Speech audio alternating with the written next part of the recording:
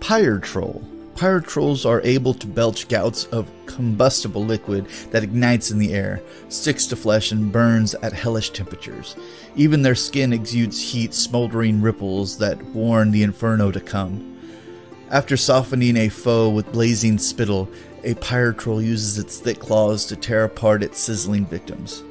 Trolls are a highly adaptable species, able to find niche in every environment. Pyre Trolls are a bizarre and dangerous evolution of the pitch trolls, more common along the fringes of the marshes, particularly east of the Turnian Crag and near Scarfell Lake. Their skin is tinted dark burgundy and ochre to blend in with their red desert sands and better stalk their prey.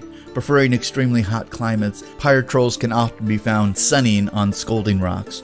Perhaps their unnatural temperatures and strange eating habits have addled their brains, for they are noticeably less intelligent than most trolls.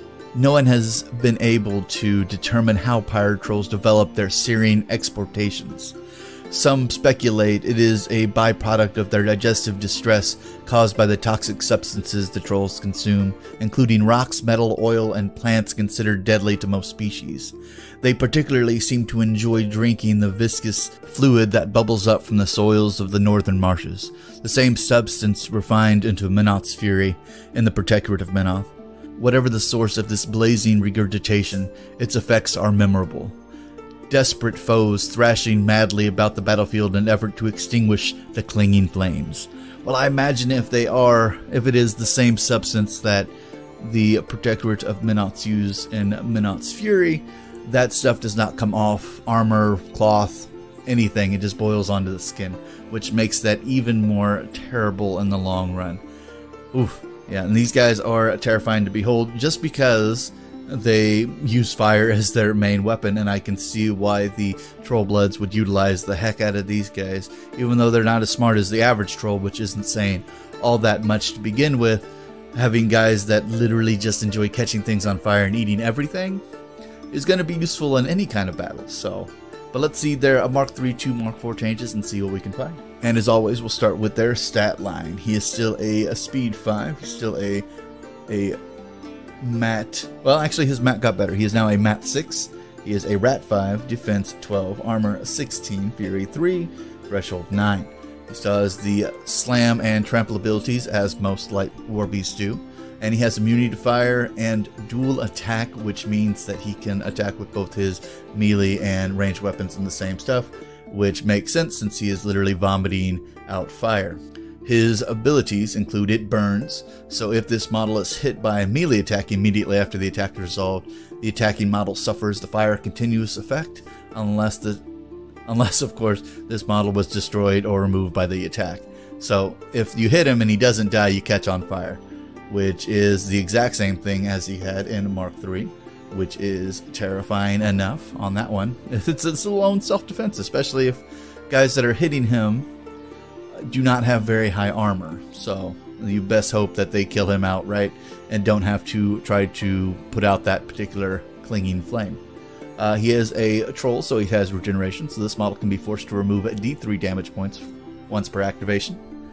His weapons include his Spew Fire, which is a Rat 5, a range 10, rate of fire 1, AoE 2, so he can hit the model hit plus 2 additional models within 2 inches. He can shoot this into melee with whatever he's fighting with, which makes sense. And it's caused fire damage and it has the critical fire effect attached to it. And the power on this is a POW 12 and 6. So 6 to blast, 12 to direct hit. Very, very useful. Then he has, of course, his melee weapons, which are both open hands. Or his claws, basically. His claws are a mat 6, range 1, POW 12. And what really makes this guy dangerous is his animus. Well, outside of him already being dangerous and a guy who likes lighting people on fire if they hit him, he has a thing called Flaming Fist as his animus. And it is a cost 1. It is a range self, so him and his warlock can cast it on themselves. As duration for 1 round. And what Flaming Fist does, the spellcaster gains +2 melee damage rolls and resistance to fire. He already has resistance to fire, so this is more of a warlock ability. And its melee weapons gain the continuous fire effect.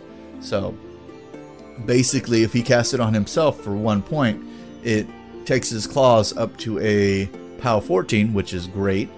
And then it causes his claws to do the continuous fire effect like his skin does. So he just lights up everybody on fire that he is in melee with. And it is not a critical fire.